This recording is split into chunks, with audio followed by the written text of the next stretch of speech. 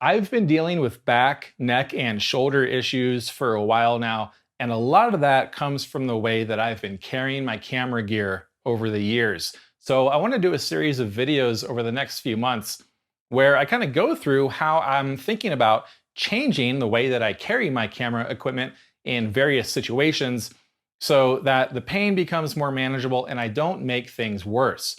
And I want to start by talking about my newest camera backpack, the Think Tank DarkLight 14-liter pack. I've really done a number on my body over the years after a decade of flying fighter jets, several years of single-handed sailing and backpacking trips, and just not thinking about how I carry my camera equipment. My favorite bag of all time that I've ever owned is the Shimoda Designs Action X30. I actually have two of these bags, a 30-liter and a 50-liter, and I absolutely love them for using to just carry my equipment from place to place. If I'm traveling, this is my carry-on, and it carries all of my camera gear. If I'm on some kind of assignment where I need to carry a lot of camera gear and I'll be out on foot all day, this is the go-to bag. But it's overkill for short little day hikes, short little excursions. If I have a 50-liter pack, I'm gonna fill it with 50 liters of equipment. That's just how things work for me, and I know a lot of you too. So that bag is just too much for, if I'm gonna be driving around and making some stops in my car and getting out and going to explore for a little bit, or short little day hikes. It's just too much. What I use in those situations are the Think Tank retrospective shoulder bags. I actually have a nice little collection of these bags. One of them is over 15 years old and it's still in great shape. That's how much these bags hold up. And I've taken these all over the world. Like I said, for short little excursions when I get out of my car and I want to go walk around somewhere, or travel when I'm walking around a city, doing street photography, or any other kind of travel photography. These bags are amazing. And the reason I love them so much is the accessibility. With those bags over your shoulder, you can just open the flap, pull your camera out, and start shooting without having to take anything off or rearrange the way it's sitting on your back. But the biggest problem with these bags is they sit on your shoulder, and if you have a lot of equipment in that bag, like I said, I stuff every square inch of whatever bag that I'm using, it can become really heavy. And after a long period of time, that really starts to wear on your shoulder. I would find myself adjusting that strap from the socket of my shoulder closer to my neck and back and moving it to the other shoulder because it would really start to hurt after a while, and it just wasn't a good solution for long-term outings. So what I was looking for was something a lot smaller, low profile, something I could wear on my back where the majority of the weight is actually carried on my hips. Very similar to that Shimoda backpack that I use for carrying all of my equipment. And what I settled on was the Think Tank DarkLight 14-liter backpack. Think Tank has 3 different sizes for these, a 14-liter, a 20, and a 25. And I went for the 14 because of its small, low profile, and it's expandable. That was also really important to me. I didn't want to buy a huge pack and maybe sometimes only fill a little bit of it, but I also wanted to be able to add more equipment. Like if I needed to add a lens that didn't fit in the pack, this bag has attachment points where I can add another lens carrier. I normally don't do like reviews or talk about gear that I've only used for a couple of weeks. I think it's important to put it through its paces first, but I'm comfortable talking about this new Think Tank bag. As I mentioned, I've had experience with Think Tank products for over 15 years. Some of their products I've had for just as long. So I know the build quality is excellent, and I don't have any doubts about this bag or how it's constructed. It's made of a heavy-duty, slightly water-resistant nylon. It's got heavy-duty zippers with these really long poles that are easy to grab. It's got the MOLLE system on the back of the pack if you want to attach other accessories. And then it's also got straps on the side where you can attach things like lens pouches. Overall, it just feels like a really rugged, durable bag. I've taken it on several day hikes now, and it's comfortable. It does its job of relieving a lot of the load and the pain that my shoulders have been dealing with and transferring that load to the hips, which is, like backpacking 101. But I know a lot of photographers, we have a tendency to ignore that because we like to have our gear easily accessible without moving anything around. But that's not really the case with this bag. It does have this really nice padded top lid that you can unzip and access whatever camera body you have on the top of the pack without having to open up the back panel. That's your main access to your equipment, is that back panel. And this 15-liter bag can actually hold quite a bit. It can carry the trinity of lenses, the wide angle 10 to 24 or whatever your camera equivalent is, the 24 to 70 and the 70 to 200 on a full frame camera body. My 70 to 200 is in for repairs right now, but you get the idea that it could hold that lens attached to the camera with the hood extended. Like most camera bags, it comes with padded dividers, a main divider, and then sub-dividers where you can arrange those as you need for whatever you're carrying.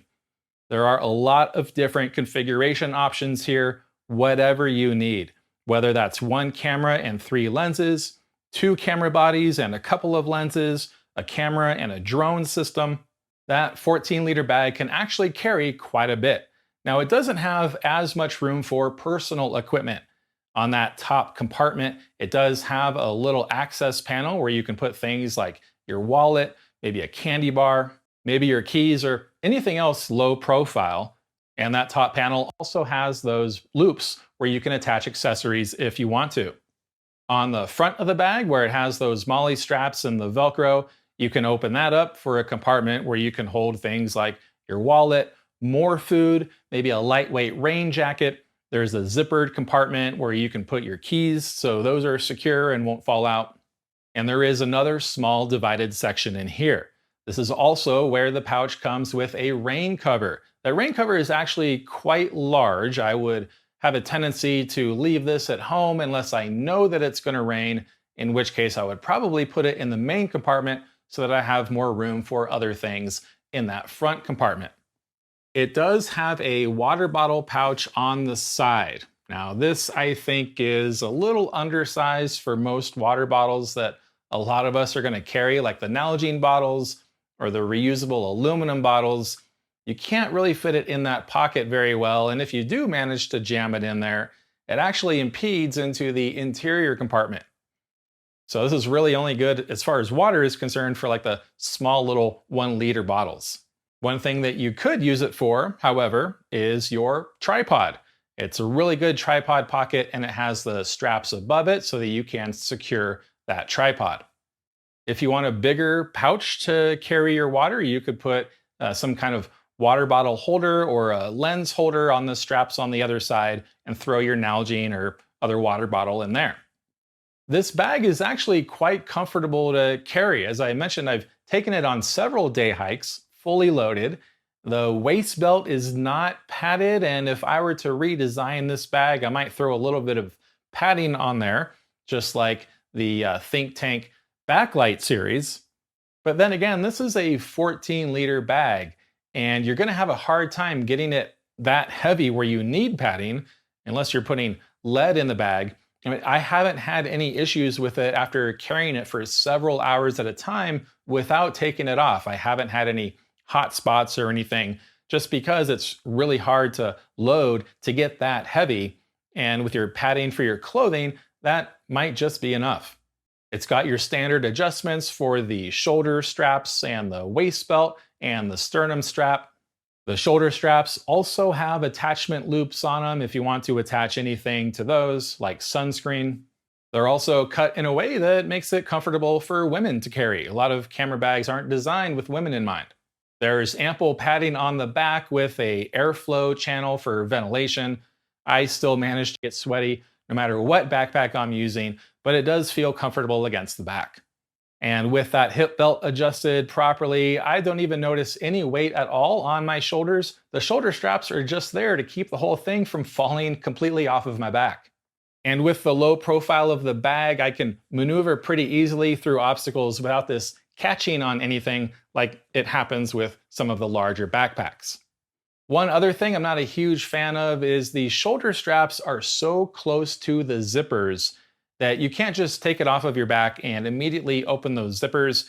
You have to kind of fold those shoulder straps out of the way to make it easier to get that back compartment open and closed.